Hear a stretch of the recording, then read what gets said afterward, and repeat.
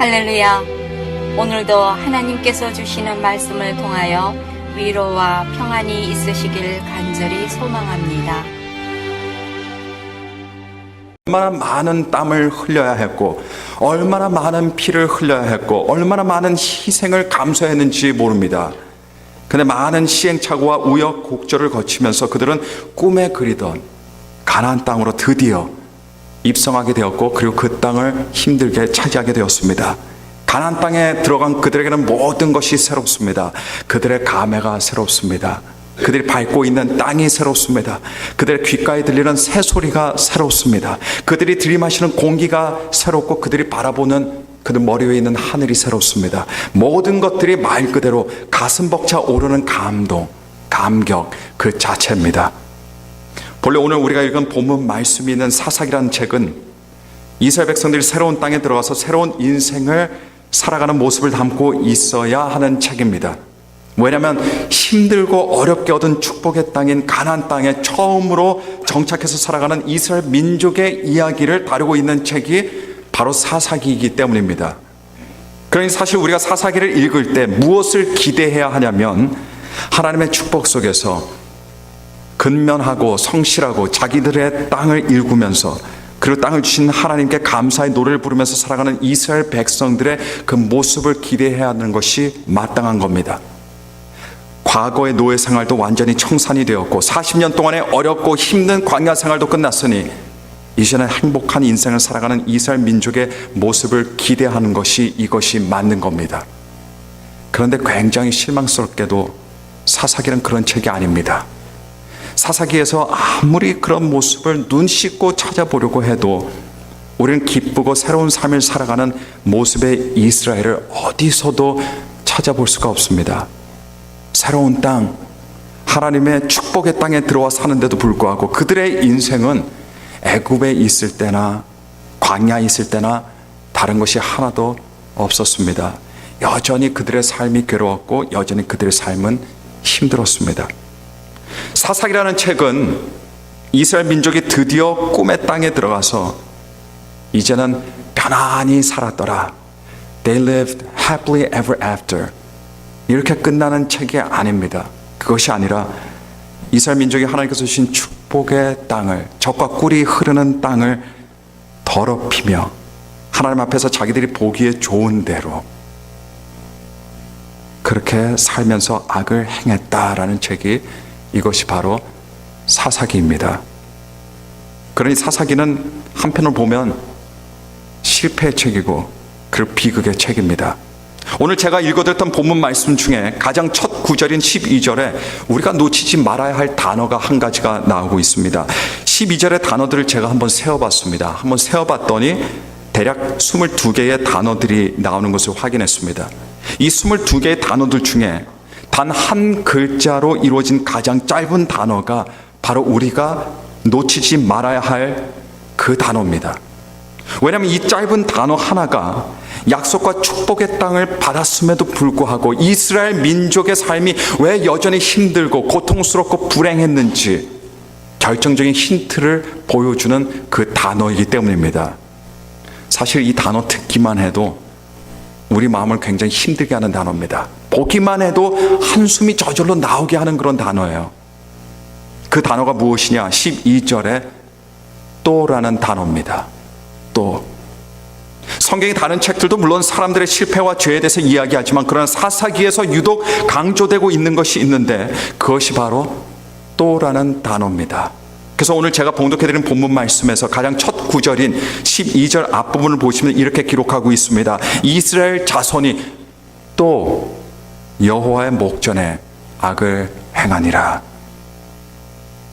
사사기에서 사사라는 말은 본래 의미로 재판을 하는 사람을 의미하고 있습니다. 왕이 없던 시대의 이스라엘 백성들 중에 하나님께서는 사사들을 세우셔서 이스라엘을 인도하셨는데, 이런 특별히 외세의 침략이 있을 때는 군사를 일으켜서 이스라엘 민족을 해방시키는 중요한 역할을 했던 사람들이었습니다. 오늘 본문 말씀은 사사들 중에 한 사람이었던 에훗이라는 사람에 대한 활약을 소개하기 전에 나오는 서두 부분인데요. 오늘 본문의 가장 첫 시작에도 이스라엘 백성이 또 하나님 앞에서 악을 행했다라고 말씀하고 있습니다. 그런데 또라는 단어가 여기만 나오는 것이 아니에요. 사사기 4장 1절 말씀 보시면 에훗이 죽으니 이스라엘 자손이 또 여호와의 목전에 악을 행하매라고 기록합니다. 그러니까 에훗이 활약을 시작할 때도 이스라엘 민족이 또 하나님 앞에 악을 행했는데 에훗이 죽고 난 그 이후에도 또 이스라엘 자손이 하나님 목전에 악을 행했다라고 이렇게 말씀하고 있는 겁니다. 사사기 10장 6절에도 보시면 이스라엘 자손이 다시 여호와의 목전에 악을 행하여, 비록 또라는 단어는 아니지만 그러나 똑같은 의미의 단어가 쓰입니다. 다시. 사사기 13장 1절에도 보시면 이스라엘 자손이 다시 여호와의 목전에 악을 행하였으므로 라는 표현이 나오고 있습니다. 이스라엘 민족이 아무리 산전수전 다 겪으면서 새로운 땅을 손에 거머쥐었다 해도, 아무리 적과 꿀이 흐르는 좋은 땅에 들어갔다 해도 여러분 그들의 인생은 바뀌지 않았습니다. 왜냐하면 또라는 단어가 항상 그들을 따라가기 때문에요. 또. 여러분 이것은 이스라엘 민족만의 문제가 아닙니다. 우리 인생의 문제도 마찬가지입니다. 우리 인생에도 자주 따라붙는 단어가 있는데 그것이 바로 또라는 단어입니다. 시간이 변하고 장소가 변해도 소용이 없습니다. 왜냐하면 또라는 단어가 또 따라붙기 때문입니다. 이스라엘 백성은 가나안 땅에 들어갔지만 그러나 그들은 또 죄의 삶을 살아갔습니다. 또 죄의 삶을 살아가다 보니 그들이 애굽에 있든 광야에 있든 가나안 땅에 있든 본질적으로 달라지는 것은 단 하나도 없더라라는 것이 사사기가 말씀해 주시는 메시지입니다. 여러분들 잘 아시겠지만 여러분 사람이 어떻습니까? 사람은 자신의 성향대로 살아가게 돼 있습니다. 자기의 성격을 가지고 살아갑니다. 아무리 시간이 변하고 장소가 달라지고 환경이 새로워졌어도 그 사람의 삶 자체는 그리 쉽게 달라지지 않습니다. 왜냐하면 자신이 가지고 있는 성향대로, 자신이 가지고 있는 성격대로, 성품대로 늘 그것을 가지고 그대로 살아가기 때문입니다. 베스킨 라빈스라는 아이스크림 가게 여러분께서 잘 아실 거예요. 거기에는 대략 31개의 맛이 다른 아이스크림들이 있다라고 과거에는 그렇게 선전을 하면서 광고를 했었습니다. 그래서 이 사람들이 강조하던 것, 이 사람들이 내세우던 것이 무엇이냐? 31개, 31 이것을 강조했습니다. 그만큼 다양한 아이스크림이 있다는 겁니다. 그런데 여러분 아무리 아이스크림 종류가 31개까지 다양하게 있어도 31개가 아니라 50개가 있고 100개가 있다 해도 개인에게 있어서는, 한 개인에게 있어서는 그것이 별로 큰 의미가 없습니다. 왜냐하면 사람들은 어차피 아이스크림 종류가 50개 있든 100개 있든 1000개가 있든 10,000개가 있든 사람들은 자기가 좋아하는 몇 가지만을 골라서 먹을 것이기 때문입니다. 바나나 맛을 좋아하는 사람은 아무리 다른 맛들이 있다 해도 보통 바나나 아이스크림을 선택하게 되어 있습니다. 딸기 맛을 좋아하는 사람은 딸기 맛의 아이스크림을 선택하지 다른 맛을 선택하지 않습니다. 왜냐하면 그 사람의 성향이 있기 때문입니다.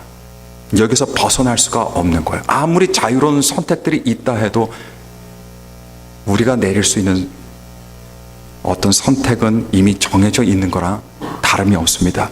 영어 말 그대로 하자면 우리는 락인이 되어 있는 상태입니다. 락인이 되어 있는 상태예요. 어떤 한 사람이 인생을 살면서 선택하는 선택들은 사실 대부분이 예측 가능한 선택들입니다. 왜냐하면 어차피 그 사람은 자기의 성향대로, 자기의 기질대로, 자기의 성품대로 선택할 것이기 때문입니다. 사람들은 흔히 냉철한 이성으로 판단하고 살아간다라고 이렇게 생각하지만 이것만큼 큰 착각은 없습니다. 물론 이성을 사용하는 것은 사실입니다. 그러나 그 이성도 그 사람의 성품이나 기질을 뒷받침하는데 사용할 뿐입니다. 사람은 냉철한 이성으로 살아가는 것이 아닙니다. 좋은 건 좋은 거고 싫은 건 싫은 겁니다. 이성을 거기에다 사용하는 겁니다. 사람은 자신의 성향대로 살아갑니다. 사람은 자신의 성품에 따라 선택하며 살아가게 되는 겁니다. 그래서 사람의 삶은 이성이 밝아질 때 달라지는 것이 아니에요. 자신의 성품과 자신의 성향과 자신의 기질이 바뀔 때 그 사람의 인생은 달라지는 겁니다. 하나님 나라에서 큰 인물은 가장 똑똑하고 이성적인 판단이 정확한 사람이 하나님 나라에서 큰 사람이 되는 것이 아닙니다. 만약에 그랬다면 우리 주님께서는 어부나 세리 같은 사람들을 제자들로 삼으시지 않으셨을 겁니다. 대신 니고데모 같은 사람들, 똑똑한 사람들, 이성적인 판단이 냉철한 사람들을 뽑으셨겠죠. 그리고 제자들을 뽑고 나서도 예수님께서는 그들의 냉철한 이성 사용을 위해서 그들을 훈련시키시고 단련시키시고 그리고 공부시키셨을 겁니다. 그러나 주님께서는 그렇게 하시지 않으셨어요. 왜냐하면 사람은 이성으로 살아가기 때문이 아닙니다. 하나님 나라에서 큰 인물은 단순히 이성적인 사람이 아니에요. 다윗이 하나님 마음에 합한 사람이라는 평가를 하나님께 받았는데 그 이유는 그가 냉철한 이성적인 신앙적인 사고방식이 있었기 때문이 아니었습니다. 하나님께서는 다윗의 이성의 능력을 보았던 것이 아니라 하나님께서는 다윗의 마음을 보았던 겁니다. 하나님의 마음에 합한 사람은 하나님께서 사랑하시는 성품을 가지고 있는 사람입니다. 예수님의 뒤를 따를 수 있는 아름답고 거룩한 마음을 가지고 있는 사람이 되는 겁니다. 이스라엘 백성들에게 있어서 또라는 단어가 애굽에 있을 때나 광야에 있을 때나 가나안 땅에 들어갔을 때나 여전히 또 따라붙을 수밖에 없는 이유는 그들의 지적이고 어떤 능력이, 이성적인 능력이 부족해서가 아니었어요. 그것은 그들의 마음의 문제였습니다. 그들의 성향이 바뀌지 않았기 때문이었습니다. 하나님께서 주신 축복의 땅인 가나안 땅에서조차도 이스라엘 자손이 여전히 하나님의 목전에서 악을 행할 수밖에 없었던 이유는 그들이 여전히 죄인이었기 때문이었습니다. 그들은 죄를 지어서 죄인이 된 것이 아닙니다. 우리 사회적인 기준에서 봤을 때 죄인은 어떤 사람이냐? 죄를 지은 사람이 죄인입니다. 그러나 성경이 말씀하는 죄인은 그런 죄인이 아닙니다, 여러분. 죄를 지어서 죄인이 되는 것이 아니라 죄인이기 때문에 죄를 짓는 겁니다. 죄인이기 때문에 죄를 지을 수밖에 없는 겁니다. 그래서 시간이 얼마나 지나든 장소가 아무리 어떻게 달라지든 간에 아무런 상관없어요. 죄인은 여전히 죄 속에 살아갈 수밖에 없는 겁니다. 저와 여러분들도 마찬가지입니다. 사람은 죄인입니다. 죄를 지어서 죄인이라기보다는 죄인이기 때문에 죄인인 겁니다. 죄인이기 때문에 죄를 짓고 또다시 죄를 지으며 살아갑니다. 너무나 심한 죄인이어서 자신이 죄인인지도 모르면서 살아갑니다. 그래서 계속 죄 속에서 살아가는 거예요. 그렇기 때문에 이스라엘 백성이 계속해서 다시 그리고 또 여호와의 목전에 악을 행하게 되었던 겁니다. 자, 그렇다면 우리에게도 이스라엘 백성처럼 소망이 없을까요?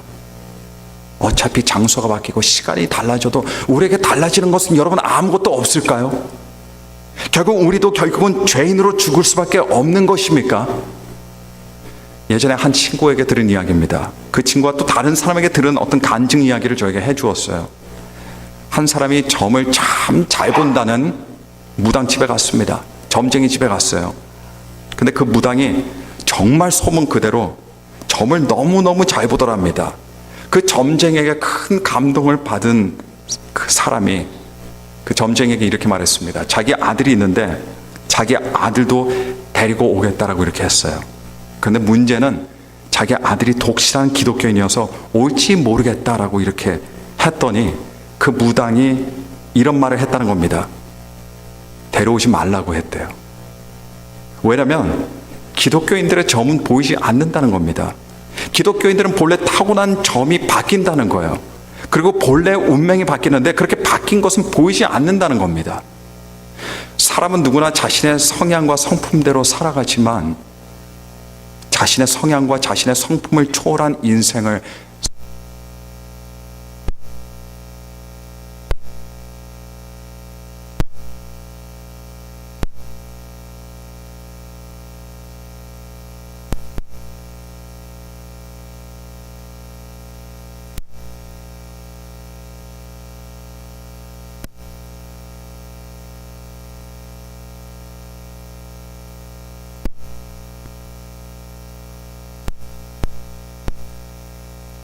사람들이 종종 있습니다. 이들의 성품과 성향은 그들 안에 그대로 남아 있어요. 그러나 그들의 마음에 있는 믿음과 믿음의 생각이 그들로 하여금 자신의 성품과 성향대로 살아가게 하지 않고 대신 다른 선택을 하게 하는 겁니다. 그렇게 해서 예수님을 따라가게 하는 겁니다. 여러분, 우리 안에 언제 예수님의 성품이 나타납니까? 내 자신의 성향과 성품이 아니라 믿음을 따라 살아갈 때, 믿음에 따라 선택할 때 예수님의 성품이 나타나게 되는 겁니다. 사람의 운명을 바꾸는 것은 다른 것이 아니에요, 여러분. 다른 것들이 아닙니다. 바로 예수님에 대한 확고한 믿음과 말씀을 따라 살아가는 믿음뿐입니다. 반면에 아무리 그리스도인이다 하더라도 믿음의 생각을 따르지 않고 믿음의 삶을 살지 못하면 결국 그 사람의 인생은 믿음으로 인도되는 삶이 아니라 자기의 성품과 성향과 기질에 따라 인도되는 그런 삶을 살게 되는데, 이런 삶을 일컬어서 성경은 무엇이라고 말씀하냐? 바로 육의 삶이다라고 말씀하고 있는 겁니다. 육의 삶은 예수 그리스도를 모르는 사람들만 살아가는 것이 아닙니다. 자기의 성품대로 살아가는 그리스도인에게도 육적인 삶 살아가게 되는 겁니다. 로마서 8장 6절 말씀 보시면 육신의 생각은 사망이요 영의 생각은 생명과 평안이니라라고 이렇게 기록하고 있습니다. 여기서 육신의 생각이 무엇입니까? 바로 자신의 본래 죄된 성품과 성향과 그리고 본래 마음을 말하고 있는 반면에, 영의 생각은 자기 성향과 성품과 기질은 그렇지 않지만 그럼에도 불구하고 믿음의 마음과 믿음의 생각으로 살아가는 것, 그렇게 해서 예수님을 따라가는 그 마음이 바로 영의 생각이라는 겁니다. 다시 본문으로 돌아와서 사사기에서는 또라는 단어를 이야기했습니다. 이 또라는 단어는 이스라엘에게 있어서 어쩔 수 없는 참담한 죄인의 모습을 대변해주는 단어지만, 그런데 이 또라는 단어는 사사기에서는 두 가지 얼굴을 가지고 있습니다. 사사기에서 이 또라는 단어가 사람에게 사용이 될 때는 그것이 불행과 저주의 단어가 되지만, 그런데 하나님과 관련이 되어 사용이 될 때는 이 또라는 단어가 반대로 무한한 은혜와 무한한 축복이 되는 겁니다. 왜냐하면 이스라엘 사람들이 하나님 앞에 또 악을 행할 때마다, 다시 악을 행할 때마다 우리 하나님께서는 그 이스라엘 백성들에게 또 은혜를 베풀어 주시고 다시 그들을 구원해 주셨기 때문입니다. 사사기는 그래서 어떤 책이냐? 죄를 짓는 이스라엘의 민족의 모습과 아울러서 또다시 구원을 베푸시는 하나님의 은혜에 관한 책인 겁니다. 우리는 또 넘어지고 또 쓰러지고 또 육의 삶을 살면서 또 하나님을 등지고 또 영적으로 둔감해지고 또 자기 중심이 되고 또 절망하고 또 미워하고 또 죄를 지으며 살아가지만, 하지만 하나님께서는 또 은혜를 베풀어 주시는 겁니다. 또 사랑하십니다. 또 일으켜 주시고 또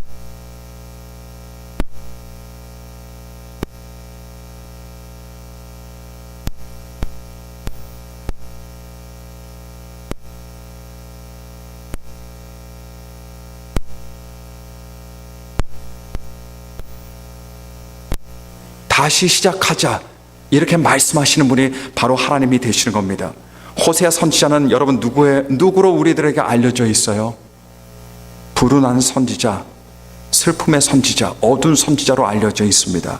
왜냐하면 그의 아내가 부정한 여인이었고 음란한 여인이었기 때문입니다. 그의 아내 이름은 고멜입니다. 안타깝게도 남편에는 호세아가 있었지만 호세아가 뭐가 부족했는지 이 고멜이 사랑하던 사람은 호세아가 아니었습니다. 자기 남편이 아니었어요. 대신 다른 남자들을 사랑했습니다. 그래서 하루가 멀다라고 집을 뛰쳐나갔습니다. 마치 당연하듯 남편과 아이들을 방치해놓고 다른 남자에게로 가출하기를 밥 먹듯 하던 사람이었습니다. 호세아는 아내에게 버림을 받은 남자였습니다. 아내에게 배신을 당했던 남편이었습니다. 그것도 한두 번이 아니에요. 이쯤 되면 현대인들은 어떻습니까? 뒤도 돌아보지 않고 이혼을 선택할 겁니다. 하지만 호세아는 아내를 버리지 않았습니다.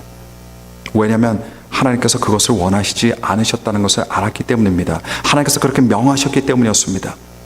그래서 마음을 수십 번 고쳐먹고는 피눈물을 흘리면서 다른 남자와 동거하는 자기 아내인 고멜에게 찾아가서 그 동거남에게 돈을 주면서까지 고멜에게 이렇게 부탁합니다. 다시 내게 돌아와 달라고, 다시 가정으로 돌아와 달라고, 새로운 출발을 하자고, 새로운 시작을 하자고 이렇게 간청한 겁니다. 이것이 구약 성경의 호세아의 내용입니다. 그리고 하나님께서는 호세아 선지자의 불행한 부부의 삶을 통해서 이스라엘 백성들이 바로 호세아의 음란한 아내인 고멜과 같다라고 이렇게 말씀하신 겁니다.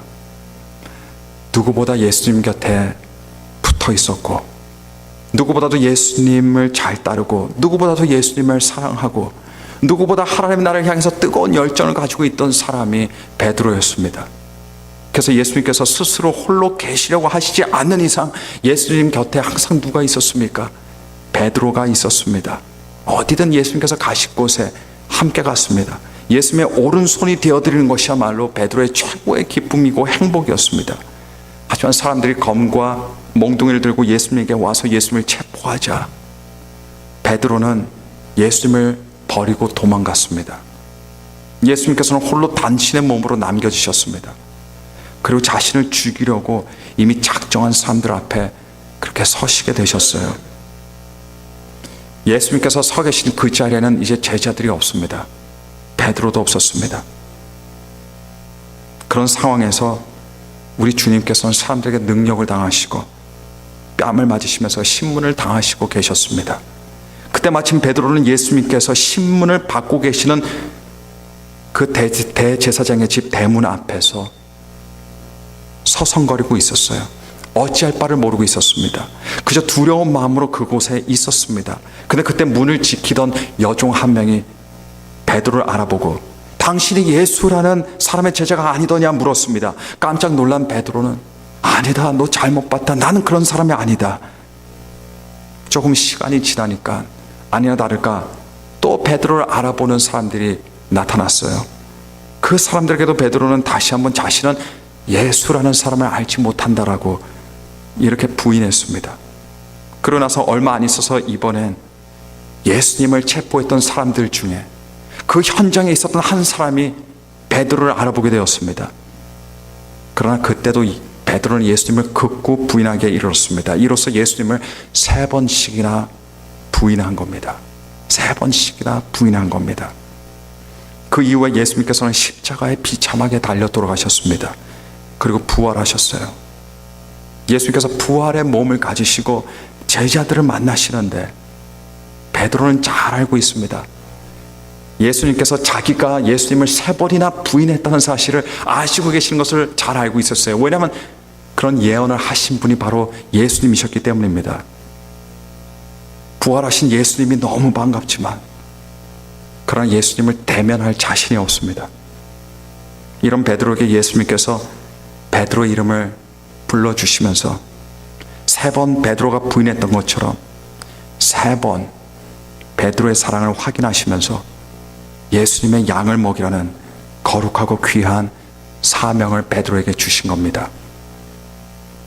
끊임없이 집을 나가 다른 사람을 사랑한 부정했던 고멜을 하나님께서 호세아로 하여금 용서하게 하시고 새로운 시작, 새로운 출발을 하게 하셨던 것처럼 예수님을 3번이나 부인했던 베드로에게 다시 또 하나님의 거룩한 사명을 맡겨주시면서 또 새로운 시작을 하게 하셨던 것처럼 우리 주님께서는 또 쓰러지고 또 추악해진 우리들이지만 또 우리들의 성향대로 우리들의 기질대로 선택하며 살아가는 우리지만 그러나 이 예배 자료로 찾아 나온 저와 여러분들에게 하나님의 은혜 속에서 전혀 다른 새로운 시작, 전혀 다른 새로운 출발을 제안하시는 겁니다. 우리 다시 시작하자. 다시 시작하되 전 너의 성품과 너의 성향이 아닌 내가 너에게 준 믿음의 생각으로, 믿음의 마음으로 다시 시작하자. 우리 주님께서 저와 여러분들에게 주시는 말씀이 바로 이 말씀이라는 겁니다. 하나님의 은혜라는 것은 이전의 모든 것들을 덮어버릴 수 있는 그런 은혜입니다. 예수 그리스도의 십자가 보혈의 은혜는 우리의 치부와 우리의 연약함과 우리의 잘못과 우리의 부끄러움과 우리의 더러운 부분들 중에 그 일부만을 가려주는 그런 은혜가 아니라 우리의 마음과 우리의 생각과 우리 존재 자체를 완전히 덮어서 새롭게 해주는 은혜가 바로 이것이 하나님께서 예수 그리스도를 통해서 그 십자가를 통해서 우리들에게 주시는 은혜임을 믿으시기를 바랍니다. 그리스도인들의 신앙생활의 키워드는 새로운 시작입니다. 새로운 시작이에요. 우리 교회도 새가족반이 있지만 사실 우리 기존의 모든 성도들도 새가족반이라 다름없습니다. 물론 예수님을 처음 알아가고 처음 믿음을 갖게 되는 건 아니지만 이 세상에 살면서 추악해지고 더러워지고 실수하고 연약하고 넘어지면 또 죄를 짓게 됩니다. 또 좌절하고 또 근심하고 또 불평하고 또 미워하고 또 낙심하게 됩니다. 하지만 하나님의 은혜는 이 모든 것들보다도 강합니다. 이 모든 것들보다도 뛰어납니다. 이 모든 것들보다도 커서 우리의 모든 것들을 덮어주심으로 그리스도인들로 하여금 다시 새로워지도록 하는 겁니다. 그것이 다 덮여지지 않는 이상 우리에게는 새로운 출발이라는 것, 새로운 시작이라는 것은 있을 수가 없는 겁니다. 그러나 주님께서 우리에게 새로운 시작을, 새로운 출발을, 새로운 인생을 주실 수 있는 이유는 하나님의 은혜가 모든 것을 덮어버리는 크신 은혜이기 때문이라는 사실을 기억하시기를 바랍니다. 사사시대의 이스라엘 백성들은 바로 이 부분에서 실패한 거예요. 그래서 새로운 출발, 다시 새롭게 하는 그 시작을 하지를 못한 결과로 저주의 순환고리를 끊을 수가 없었다는 겁니다. 오늘 다시 시작하자. 내 은혜가 너의 모든 것을 덮어주마. 너의 상처도, 너의 슬픔도, 너의 열등감도, 너의 좌절도, 모든 것들을 다 덮어주마. 우리 다시 시작하자 라는 이런 음성을 들으시고 그 음성에 응답하시는 저 여러분들이 되시기를 간절히 축원합니다. 우리 들은 말씀 생각하면서 함께 기도하겠습니다. 기도하실 때 하나님 아버지, 오늘 이 시간에도 내 성향 그대로, 내 기질 그대로, 내 성격 그대로, 내 약함 그대로, 내 악함 그대로 아무 생각